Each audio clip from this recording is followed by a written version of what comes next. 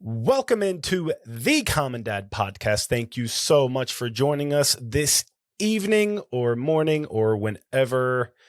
I am, of course, your host, Justin. Ooh, I think I got a little mic spike there. Sorry about that if you had your volume up. And I am, of course, joined by Andrew. What are you drinking this evening, sir? Looks like a little brown water there. Oh, this is coffee. Coffee. Okay. Yeah, sure. Just diluted coffee. Of course. Sounds good. I don't have anything to drink at all. I don't have beer. I don't have. Wow. I've got nothing. Would it be professional for me to leave right now and just let you tap dance for a few minutes while I go get something to drink? I mean, we could just put on some hold music and like a little please stand by screen, and I could just like sit here and just I think that's sip. good. I mean, that's what we have the into YouTube the channel microphone as I can. People can just watch you drink. We should do that. Do a live stream on 15 YouTube. minutes of me just. No, I was thinking like 72 hours straight. Have you sold stuff on the marketplace, the Facebook marketplace? Facebook, no. No. Have you sold things like off of the internet of your own things? Off of the internet, yes. I have done eBay, and oddly enough, back before the Let Goes and Offer Ups and Facebook marketplaces, I did sell a computer on Craigslist. Oh, okay. All right. So yeah, not so much because the eBay you ship it normally you ship it, but Craigslist is the same thing, but essentially where you have the people come to your house to pick it up potentially, or you go get it. No, I mean, yeah, number one rule there is you don't do it at your house. But yes, essentially you're meeting at a common place to exchange money and goods. So we did this today and we broke rule number one. We have it's a bed. So I'm not meeting at a gas station to exchange a bed. So we gave this perfect stranger our address and they arrived to our house today. And to purchase or to look at or to purchase. The price was already prearranged. Yeah, it was prearranged. The price was agreed upon for a toddler's bed, right? A toddler's bed with a mattress, and they get here. They're like, oh, well, man, the condition's not great. It's a toddler. Of course, they're going to say that. It's a toddler bed, and it's $45. And we shared you the pictures of it. This isn't a certified pre-owned. This isn't like, oh, the mattress is a little stain. Yeah, he pissed on it. Yeah, that's a urine stain. You could go buy one at the store for over $100 if you like. There's probably some poo in there, too. Yeah. $45. That's a good deal for a piss stain mattress. Actually, so the price agreed upon was actually, this is where it makes no sense to me. The price agreed upon was actually $35. We're moving soon. We just want to get stuff out of the garage. So I'm seeing it as people are paying us small amounts of money to come get it themselves. That's the way I'm looking at it. Just want less things. And if I get paid, cool. So they get there, it's $35. They offer us $45 and say, do you have change? It's two things here. No, we don't have change because it's 2023. Nobody has cash but you, sir. Why would you give somebody $45 when the price was $35 and ask for change? Think about the bills. I think it'd be easier. Yeah, it's just give them 40. Yes, it's exactly right. And then ask for $5. I was like, oh. And so no, we don't have change because we're not a bank. And, here, just have 45. Okay, sure. Leave and never come back, you freaking weirdo. Oh, they're coming back for your car. Hide your kids, hide your wives. They might, but these people don't have the mental capacity to pull off a heist in any way, shape, or form. Yeah, I mean, at the end of the day, I feel like 98% of people, like, you could probably give your address to, and there's no ill will. The problem is just that 2% that, like, you're giving out a home address. You're telling them where you're at. Great. They're in your house. They're looking at, like, they see what you have. Right. Yeah. Like, it's. Yeah, I let the burglars come and go shopping. Yeah. Oh, I'm going to come back and I'm going to get that, and I'm going to get that, and I'm going to get that, and just, you definitely don't. I don't bring them inside. Did you move the bed to like the garage or something? Yeah, it was in the garage. Yeah, they're not in the house. Yeah, they're not in the house. Okay. At least you did that. You're not a But, I complete mean, it failure. also depends on like what you're selling, you know, which will determine the kind of weird person that you like. So you're thinking like a child bed. You're like, all right, it's a parent, safe to assume. Let's hope, you know, that's coming to buy a this bed. burglar in disguise. But then, like, if you're selling like I don't know, like a vintage comic book set, expect a weird person to probably show up. Just, you know, not saying any harm, you know, or ill will, they're but probably not capable of any harm. they're probably just going to be. And look, if you collect comic books, God bless you, but you're going to throw what would be considered a normal person off. But so I also had to put I put the bar up for sale today as well on the marketplace. It's a sad moment of silence. I built it with my own two hands out of pallet wood. The pallet bar. The pallet bar, and the top of it is stair tread, right? Yeah. And I'm not a carpenter in any way, shape, or form. This thing is glued, screwed, and nailed together, and not Did somebody buy it? No, I did get a look Don't at count on it. So I put it up for sale. And look, if you want to buy it, you know, let me know and you can come get it Could for soon be yours. $150. Yeah. And in the description, I wrote like, this thing's a piece of crap. It's a bar made out of pallet. That's a way to sell it. I don't want anybody showing up like, oh, it's not in great shape. Yeah, because it's made out of pallets, man. Pallets are the crappiest wood I think you can get, other than like press board, like from IKEA. Particle board, yeah. So I'm hoping to keep the expectations as low as humanly possible. I just want somebody to come get it so I don't have to move it. That's really it.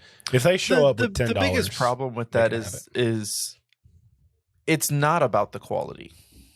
It has nothing to do with the quality of the product. It's for some reason society has been instilled with this default status that when they are going to buy something on a used market that they just are allowed to negotiate whatever the price is. Yeah. I can pick a different one. Right. So like they walk in, it's exactly as described. I don't know. It looks like it's a little. What's the standard thing everywhere? I don't know. The condition's a little. Yeah, exactly. Whether it's a used car, whether it's a toddler bed with piss on it, or whether it's a bar. Yeah. I don't know. It looks like it's a little worn. The condition's not like it, was said. It's Can we take $5 off the price? Sure. You got me for $5. Less than minimum wage. Yeah, exactly. No problem. You got me. People are. I've had it happen before where a price is agreed upon and then they show up with less money. And in those cases, I'm like, screw off. I don't care. Don't ever no, just on principle. Bye-bye. We agreed on it. My last Facebook Marketplace story was during COVID, and I had to buy a PS4 controller because that's all there was to do during COVID, for over what a brand new one would be because there was none. You couldn't buy them.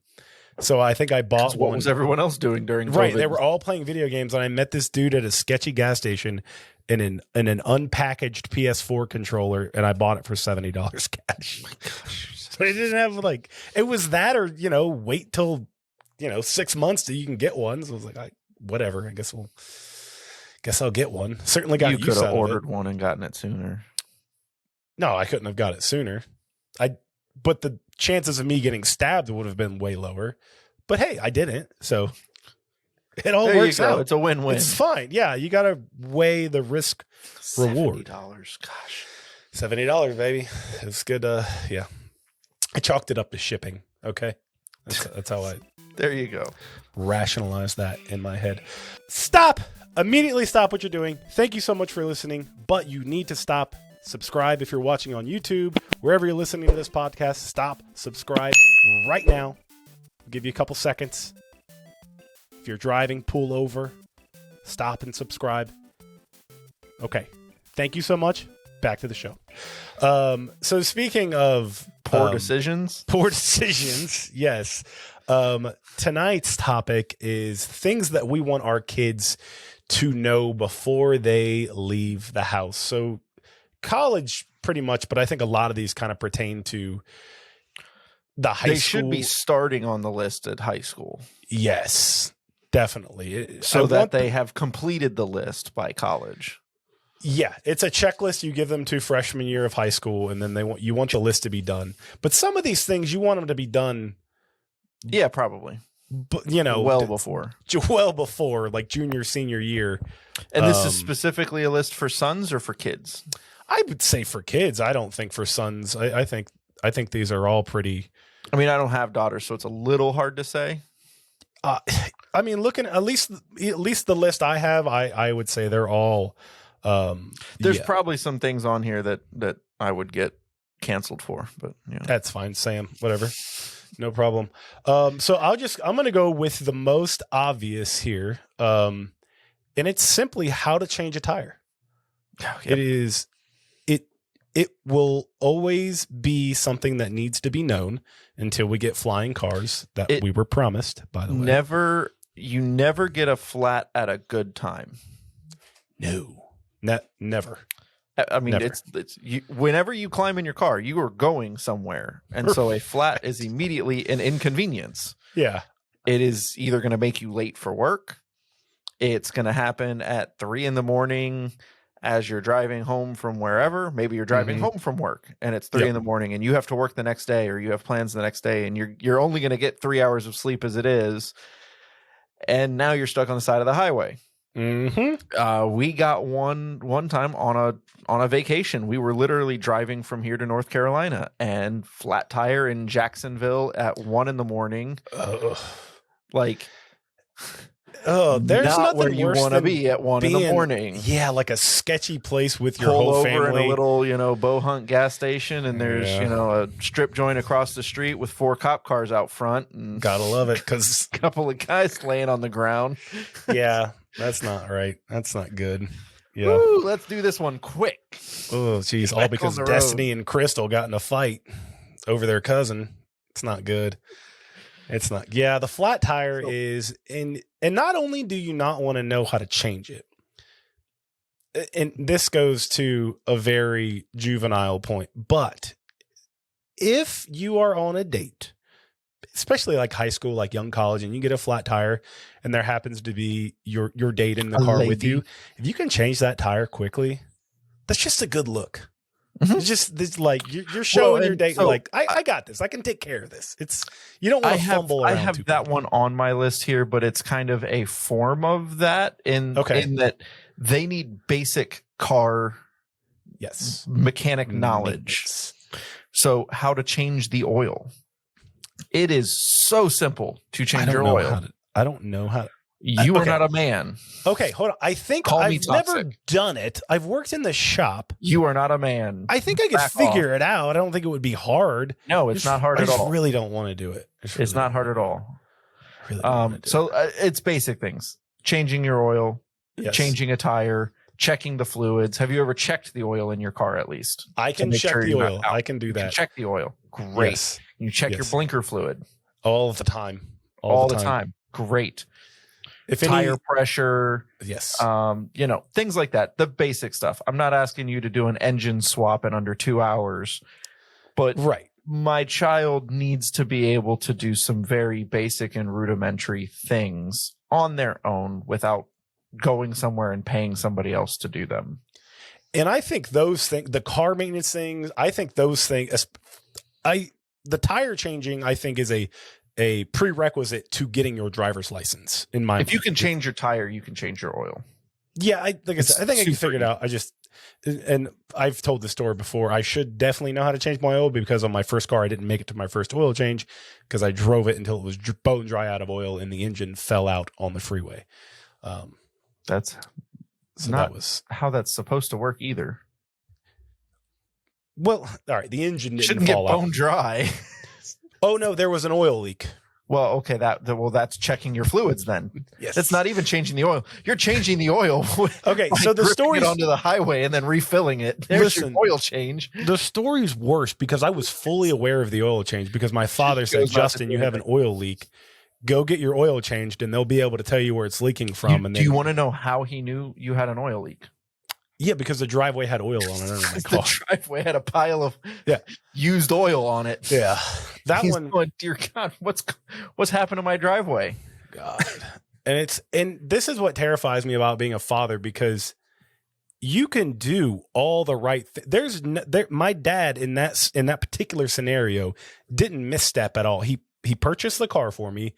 understood the condition it was in, said there is an oil leak, you need to get it looked at, gave me the money to do so.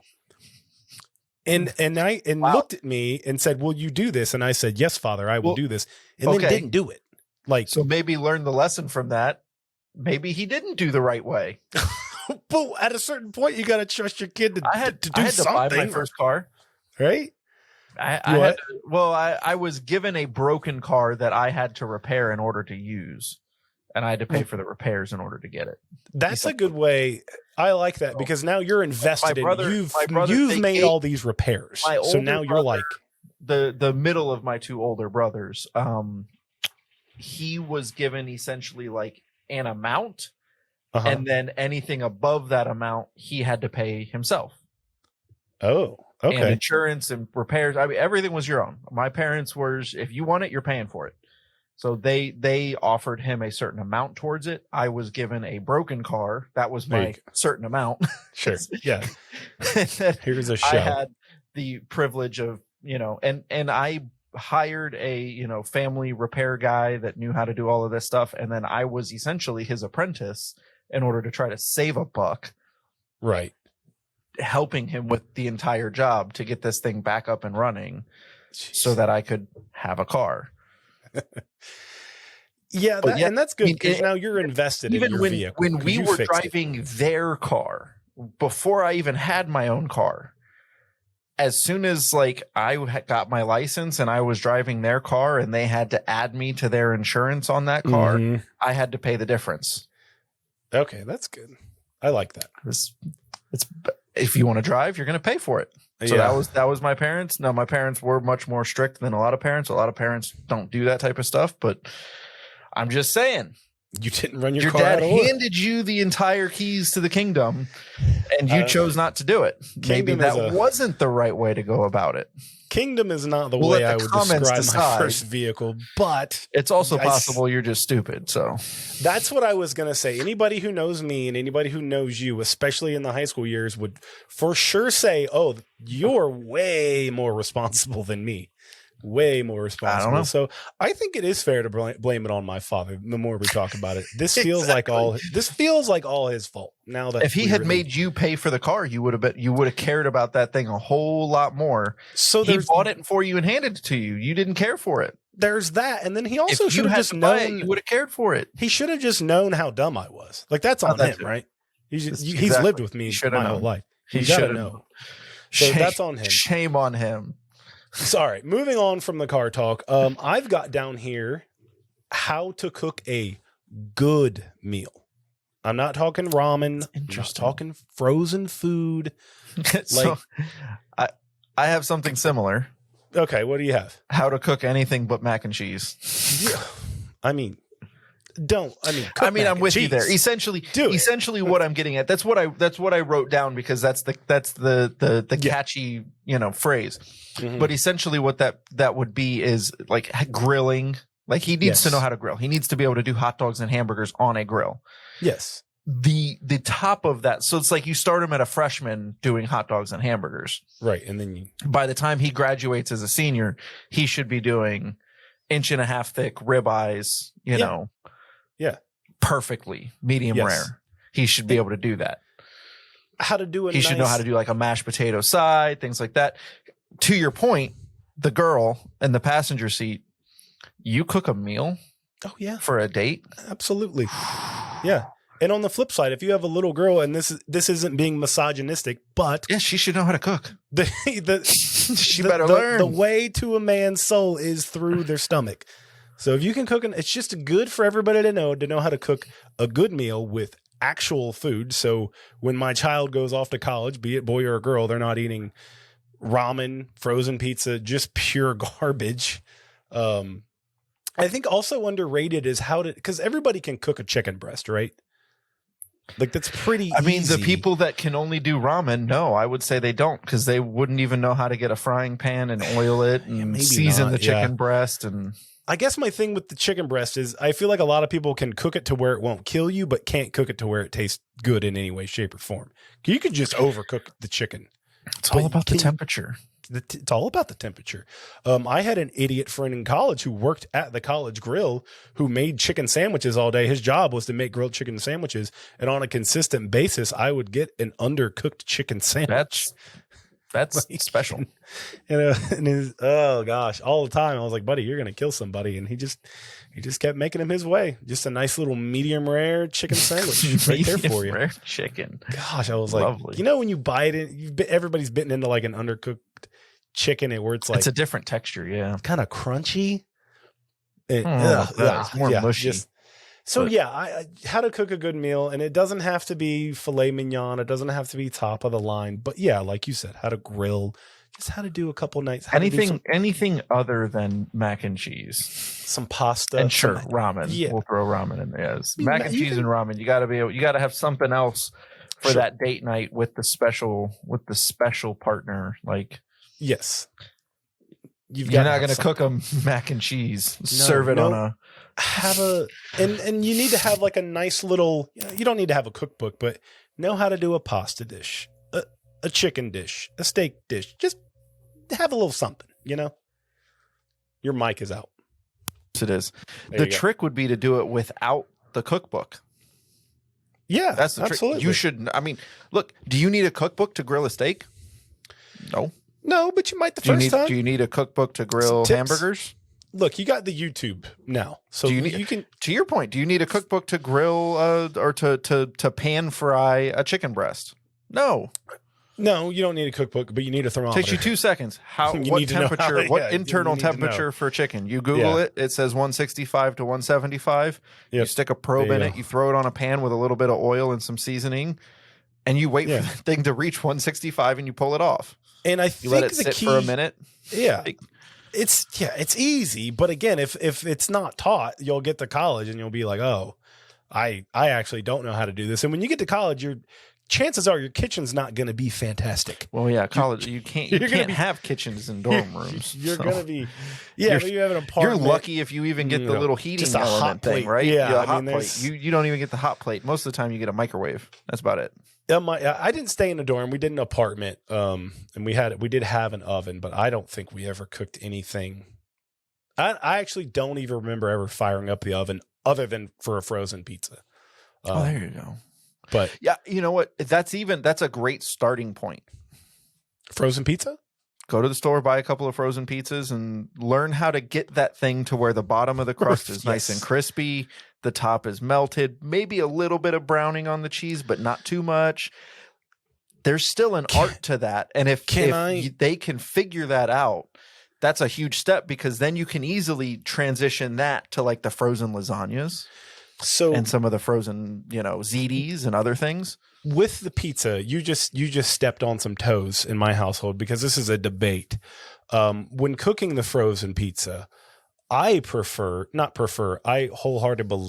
wholeheartedly believe the proper way to cook the frozen pizza is not on the pan, but directly onto the rack to get optimum crunchiness. Depending on if it's a thin crust. If you want to do the thicker crust, fine. The only difference I have is one of our wedding gifts was actually a pizza stone. Yeah. Okay. So I preheat the pizza stone when I preheat the oven. Okay, and then the pizza stone cooks the crust. And then So when I put the pizza in the oven, I do transfer it from the packaging to the stone, not onto the grill, but onto the stone, and the stone is hot already. But you would never do just a pan, right? No, I never do a pan. I have done what you're talking about with the actual like oven grate. Yes. But I have a pizza stone, so I cook it on a pizza stone. Yes. And the stone, the important thing there is that the stone has to be preheated as well. Right. Well, I need a pizza stone. Because if you put the stone in cold, then you're cooking like you're putting it on a cold pan. It's just a cold. It's going to stay even colder than a cook pan. So okay, so there you go. There's another little tip. Just send you college graduation gifts or high school graduation gifts. Pizza stones.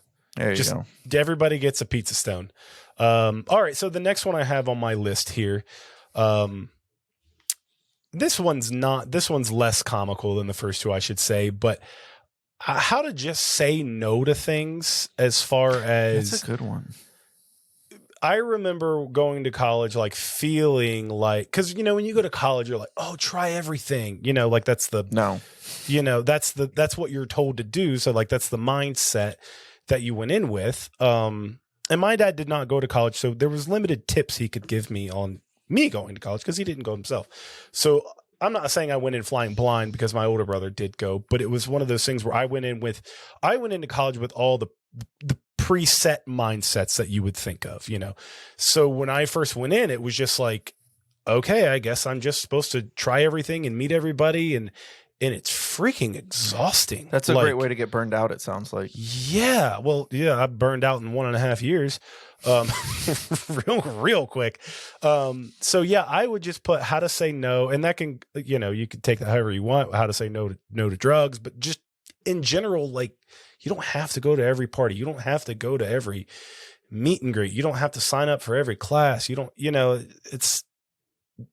did you feel that when you went to college, like you had to go do everything? Never that with college. I had to pay for my own college. So I was very strategic with like, well, what do I want to do and what do I want to pay for? Because I was working in order to provide money to then pay for these courses. And I barely even wanted to pay for those courses because I really didn't see a whole lot of point in that when I was already building up a career and looking to pay money for cars and pay money for my girlfriend and all these other expenses. So now some people who want that 4-year degree, sure, that's they're going to see a priority in a different area. So maybe that's a little bit different. I still feel like saying no is hard at times. More specifically, being a dad, being 30, having experience in many different areas, people come to you asking for help, whether it's, hey, my toilet's not working. Hey, the air conditioner went out. Hey, my car's blinker fluid ran out. Yeah. They're going to come to you and they're going to ask questions. And this one learning extends how past to college, say for no, sure. even in work. Yeah. They're going to keep like it, unknown fact about life. Your work, regardless of where it is just going to keep piling stuff on until you say, whoa, that's enough. Like I'm busy. I'm too busy. If you tell them you can take it, if you just keep saying, give me more, I'm fine.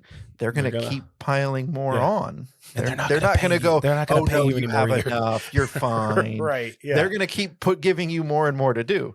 So learning how to politely say, let me work on what I'm doing and I'll address that another time. There's different ways to kind of say, okay, I'll work on that tomorrow. Yeah. I need you to work on that today. Well, I'm working on 4 other projects today. If I can get to that addition, then I'll work on that. Is there something you would like me to stop working on now in order to address that? Oh, no, those are great. I'm going to work on this that I'm already working on. Right. Fantastic. Sounds good. There's ways to kind of work around that. So sure, saying no is a trick. And I'll transition that kind of into my next one here, which is learning the differences between what people say and what people mean. Ooh. Yeah. Because I feel like in everything, people say very different things than what they mean. Oh. And that could be your manager. That could be news and media and publicity and things like that. They're saying all these different things about a new disease or about this or about that or whatever the topic is. And you have to be able to filter what's the takeaway from what they're saying, what actually is important, and what are they just trying to get views for? What are they trying to trigger people with? What are they trying to manipulate you with? There's a book out there that I want to read. I haven't had a chance to read it yet, but I think it's called something to the effect of How to Lie with Statistics. Okay. And it's essentially how news media, you can take any set of statistics and you can manipulate the numbers to give the answer you want. Interesting. So, with any, pool of data, if I disregard all the information that I don't want, and then I say, well, in this specific instance, this happened 80% of the time. Yeah. it makes you feel like, well, okay, that happens a lot. right. Like we need to be careful about it. Yeah. Whatever the case is, it's a book on how to lie with statistics, and it actually happens a lot more than we think it does.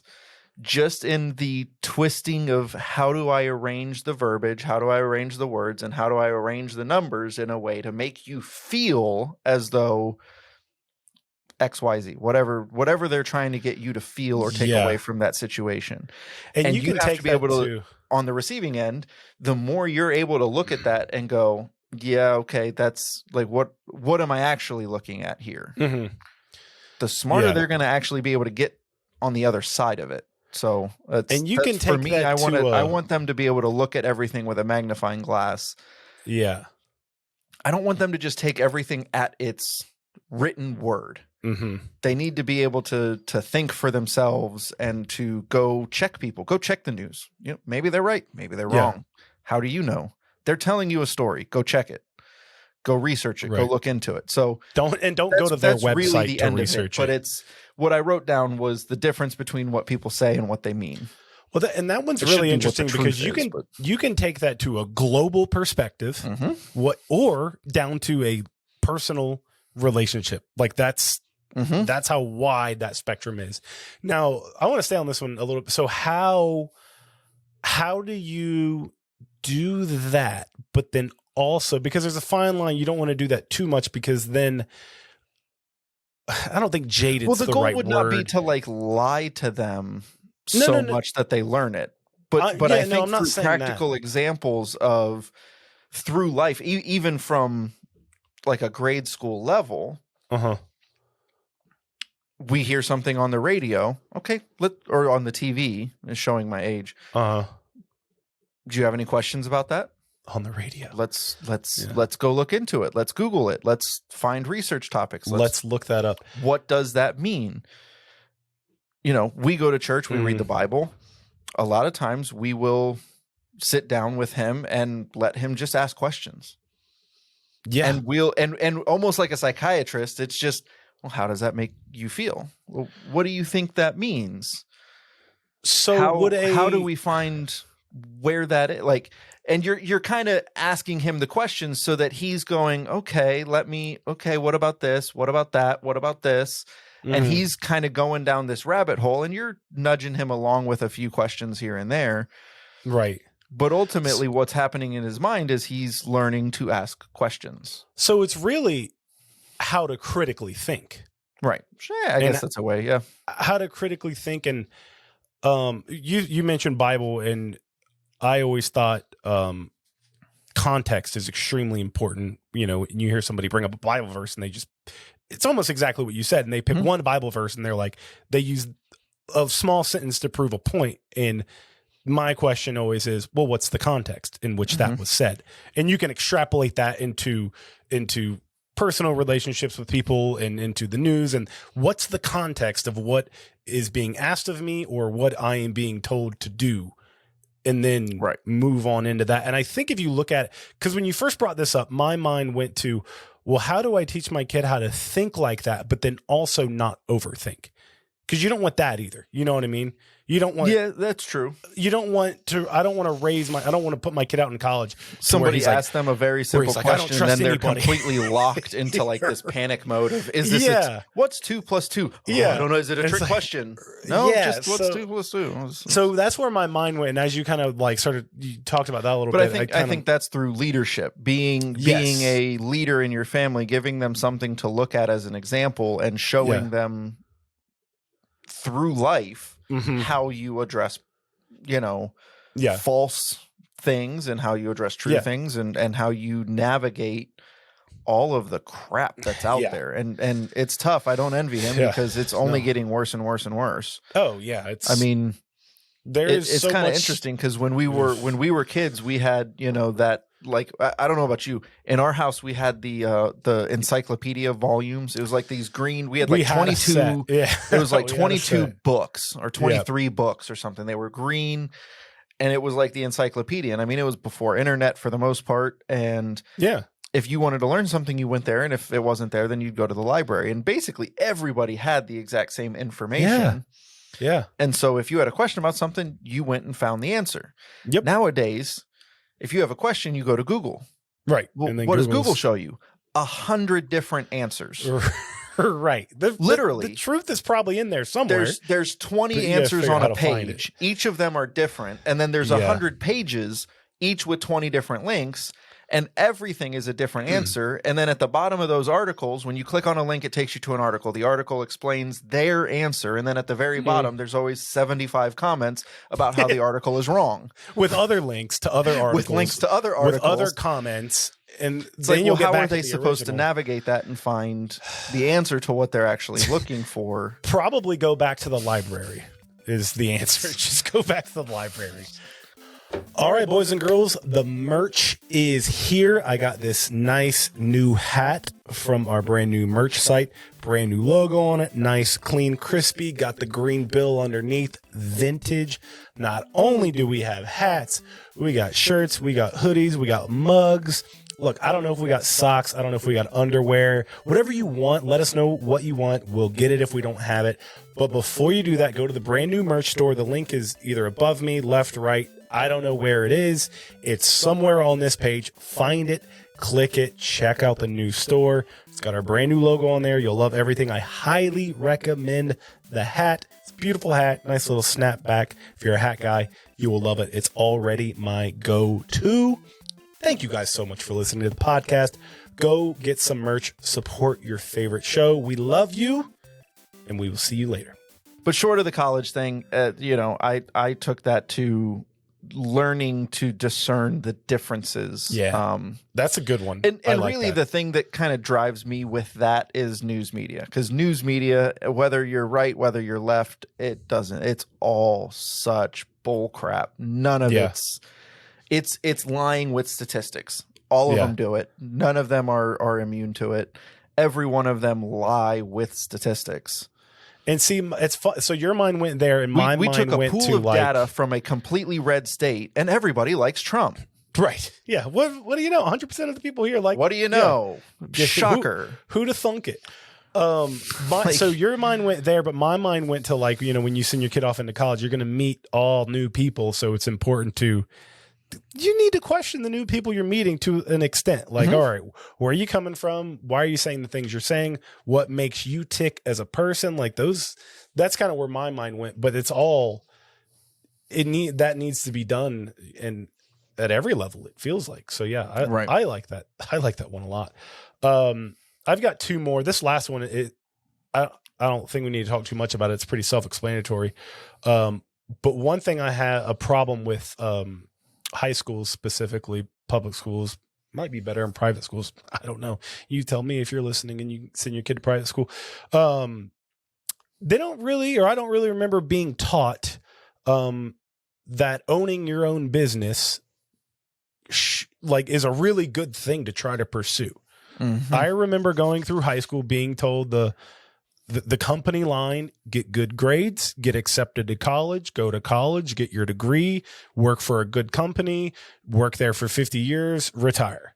Like that's all I was told. So it was I had a few teachers talk about the whole entrepreneur path, but it was never not in a classroom setting, probably, right? Probably it was like a never side really pushed as a realistic option. It was, you could grow up to be an entrepreneur. You could grow up to be a fireman. You could grow up to do this. You could grow up to do that. You could grow up to be an entrepreneur. But they don't entrepreneurs is really tough. It's really difficult. You have to work really hard. It's like almost then like, there's an asterisk at the end of it when they describe it.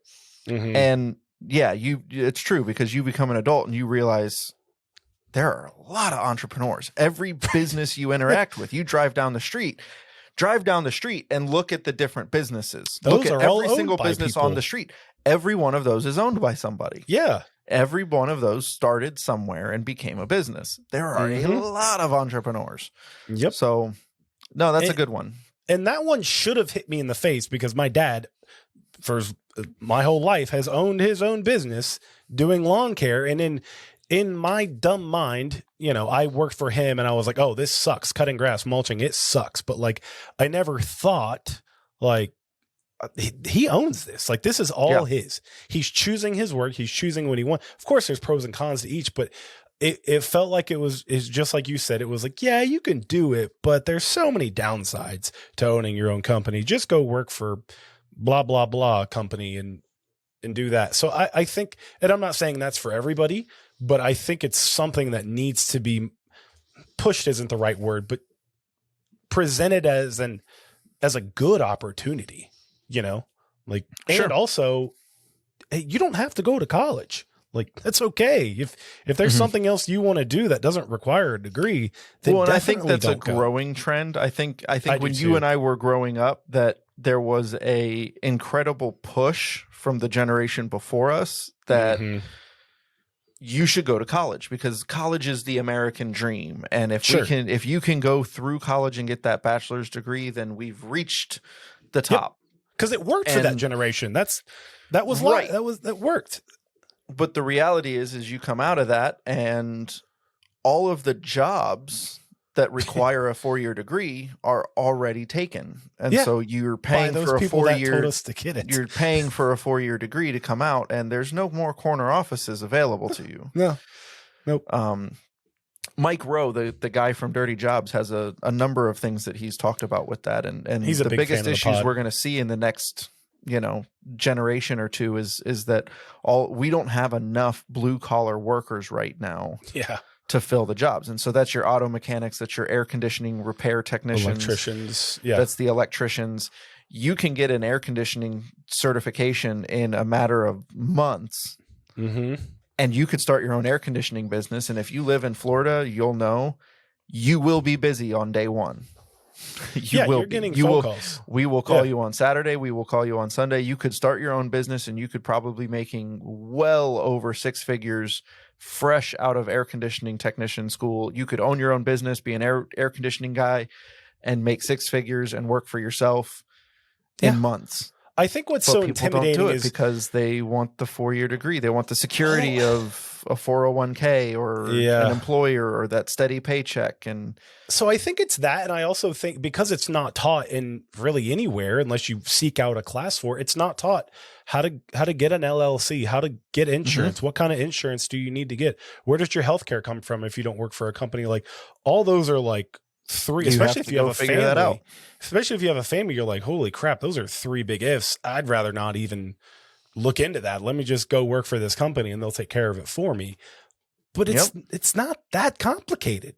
Like, but it's not taught. So it's, it Gotta feels, go do it. Yeah, you can do it. So I think that's something that I had. I've got one last one. Do you have anything else you want to add in here? I have several more here, but we can kind of blow through a few of these really quickly. How Speed to tie round. a tie. Oh yeah. Look, I don't wear a tie for my job. I don't want to work at a job that requires a tie. I think COVID also changed the spectrum of Yeah. how people view work. Period. Yeah. My job was in an office pre-pandemic, and coming out of the pandemic, they have absolutely no problem with me working remote and continuing to work remote because I was almost more efficient remote Almost. than I was in the office. Yeah. I mean, it depends on the time frame On and the things day, like that. yeah. But the reality is if I get an email late at night, I'm able to just walk upstairs to my home office and take care of the problem. Right. If it's something urgent. If I left the office, previously, I turned that crap off for the most part. It was off. If somebody had an emergency, great, I'll look at it tomorrow when I'm back in the office. So they're almost getting more out of me by allowing me to work remote.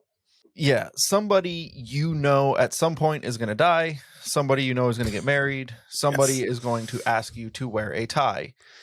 Yes. It's not something that you may or may not have to wear it every day, but at some point you should know how to tie a basic, like Windsor, double Windsor, whatever. Yeah. I don't know which one I tie, but I know how to tie a tie. Yes. And that's what I tie, and it works, and it looks moderately like I know what I'm doing. It's Mostly not like I don't that much care. harder than tying It's also a shoe. hidden a lot by the beard, so maybe I have an easy out.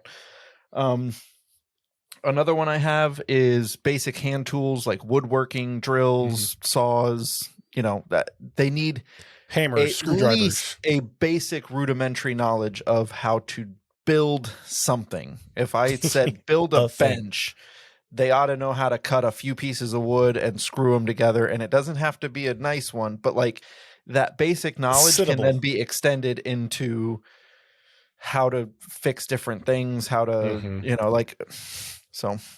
And again, Odd that's example. That's boys and girls. I am this a is- large this goes for man. both. There's your reel right there. Yes. Yeah. There was a time not so long ago, we got a bed before we got married, a wooden frame, and it's a wooden frame, and then there's like the slats that go back and forth across the thing, and then you lay the mattress on that. There's no box spring or anything. You lay the mattress right on that. And I think you and I were playing video games until probably midnight, 12:30, something like that. And I, wander on downstairs after midnight. I take our dog for another walk. I, make sure the house is locked up, and I go to climb in bed, and I lay down in bed, and the whole side of my bed collapses. That's at an ego 1 boost. a.m. That's an ego boost. And sure enough, I slide, Sarah wakes up. That'll wake you up. Yeah. She thought she fell into a sinkhole. We slide the mattress over, and the wooden slats were fine, but the little lip that the wooden slats rest on had ripped off of the side wall. There's like a side wall to the bed, and then this little tiny itty bitty little like quarter-inch humanly piece possible of wood that these slats just barely touch. Mhm. And that thing had broken on a portion of the support. So sure enough, what did I do? I went to the garage. I already had leftover wood from a different project in our garage. I took out a handsaw because I didn't want to fire up a, circular saw at 1 a.m. in the middle of my neighborhood. So I took a handsaw. I cut out a piece of wood. I went into our room. I cleaned up the section. I sanded it down. I pulled out the screws that had broken and whatnot. I cleaned it. So I had a clean piece of section of the bed, and I screwed and glued a new piece of wood into this place. And in about 15 to 20 minutes, I had actually fully repaired and reinforced. It was probably better. It was probably better, to be honest, But what would you have done at 1 a.m. if you didn't know how to use a power drill? Or I mean, if you're asking me personally, I'm going couch. I'll handle it tomorrow. But that's me. So that's where. The first quick one was how to tie a tie. The second one is like basic woodworking and tools. Yep, I like that. Basic woodworking and tools. It doesn't have to be an advanced knowledge. You don't have to install shower and bathtub and like just basic stuff. Hanging pictures. I don't know, stuff like that. Yeah. Another quick one I have. Let's see. How to handle and use safely firearms. Yes. Hot topic. Everybody in our entire country is on one side or the other. It seems there is no real middle ground, it seems. But the reality of the situation is whichever side you are on, you are going to come into contact or interaction with firearms in some way, shape, form, or another, period. It's going to happen. If you live in America, we own... I saw this statistic, and it's, going back to lying with statistics. It's something to the effect that, like, we own enough firearms in America. There are enough physical firearms in America for every single United States citizen to have 5. Oh my gosh. That's crazy. We own something like 70% of the world's guns. Jeez. Firearms. Speaking That's firearms, crazy. not missiles, rockets, whatever. I don't know about any of that, but you're going to come into contact with it. It's going to happen, period. It's regardless of which side you're on, and understanding how they work. At least the common ones. Yeah. Whether it's an AR-15, a rifle, a handgun, whatever. Understanding how they work, how to make them safe. And when I say that, that's more of a gun term. I don't just mean be safe with them, but how to make them safe would like be where how the safety switch is. But it's not just that. It's how to unload them. Okay. Safely. Gotcha. Yes. So making it safe no problem. would Just be unloading the firearm and discharging, if it's got a magazine in it, taking the magazine out, removing whatever's within the chamber if there's a round in the chamber. You're thus making the gun safe. So understanding what guns are, how they work, how they operate, making it safe. Sure, I would love them to be able to hunt, to be able to target shoot, to be able to be like functional with them, to be able to pick it up and actually be accurate. But before they leave my house, they need to understand how to use, like the mechanics of it and how to make it safe, how to be safe around it. Right. And I never want them to pick it up and just wave it around, having no clue what they're doing with it. That's even if you don't plan on owning a gun, you should still know the very basics of how to. Correct. Even if you don't know it, even if you're one of the people that's anti-gun, that's fine. That's your purview, not my issue. Don't have any problem with it. You should still educate yourself on it so that if you ever come into proximity with it, you know what you're doing. You may hate it, but at least you know what you're doing with it and you're not completely useless. So that's another quick one that I have.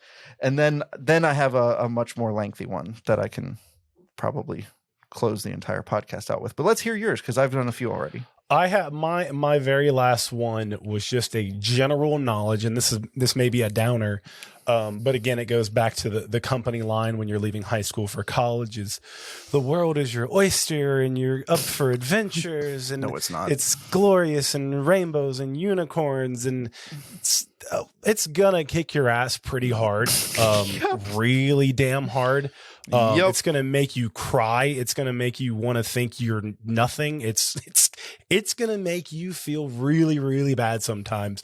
So just be ready for those moments, because those moments. Learn how to take a punch and get up. And yes, what is it? Is it Mike Tyson? Everybody has a plan until they get punched in the face. Absolutely, yeah. You're going to have a plan, and then the world is going to punch you in the face. Over and over and over.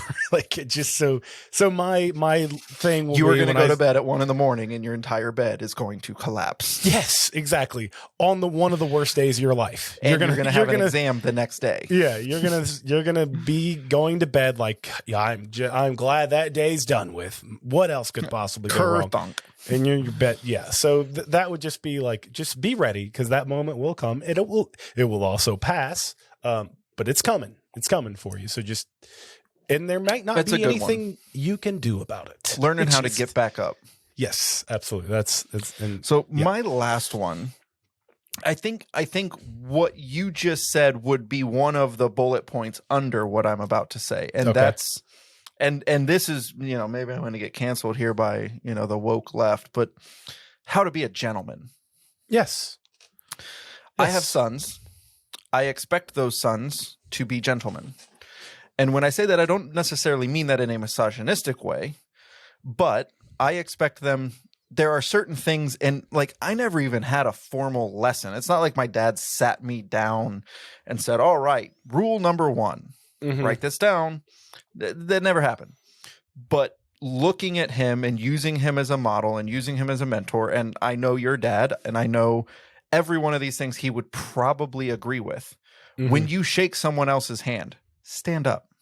Yeah. Don't sit down. Yeah. Never. Oh, never. It makes my skin crawl when I see somebody do that. Stand up when you shake somebody else's hand. Yes. I don't care if it's a man or a woman, is whatever.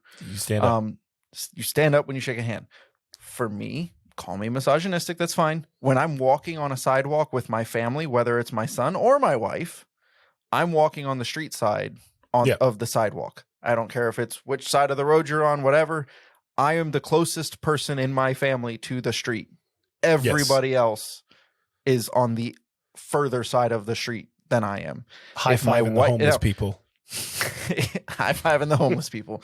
Now, we will, on occasion switch that up. Yeah, if we're walking by something that's a little shady or whatnot, we'll shift and kind of move in front. Take your chances in the bike lane, kid. You'll be fine. But these types of things, like, yes, helping your wife with moving the chair in and out. Same thing with your date. If you're out on a date, opening a car door, holding a door open, holding the door open for other people, not even your own, like just being courteous citizens to the people around you, conscientious of other people.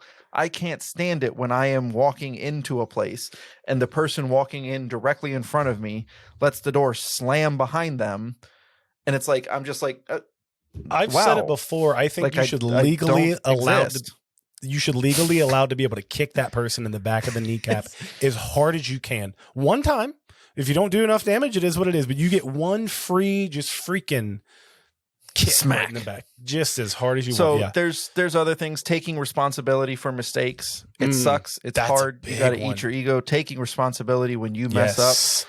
But it's amazing. Every time I have done that in work or in personal life, I have gained respect. Absolutely. Because people now know that you're honest and that you are trustworthy, rather than lying about it or trying to hide it. Taking responsibility. So that's another one. Massively underrated. Look, I'm going to share a quick story about that. Go for it. I'll never forget I was trying to rattle this stuff off. But this is a fantastic story. This is a story about my friend Jason, who is he's since passed about 1.5 years ago. One of the best salesmen I've ever met in my life. He was selling cars at the time, and you know, when you buy a new car, you get a survey. We had a thing going. If you do a perfect survey, you get like a bonus or whatever, and then if you get enough perfect surveys, you get recognized by the particular dealership you're selling for. Well, nevertheless, Jason was fudging these surveys for like 2 years, like just like hundreds of like getting recognition, getting paid and all this stuff. And he got caught. And the owner of the dealership made him stand up and, you know, admit his mistake to everybody. And he did. He owned it and everything. And the owner got up there and he was like, I even got more respect for you now than I did before all this.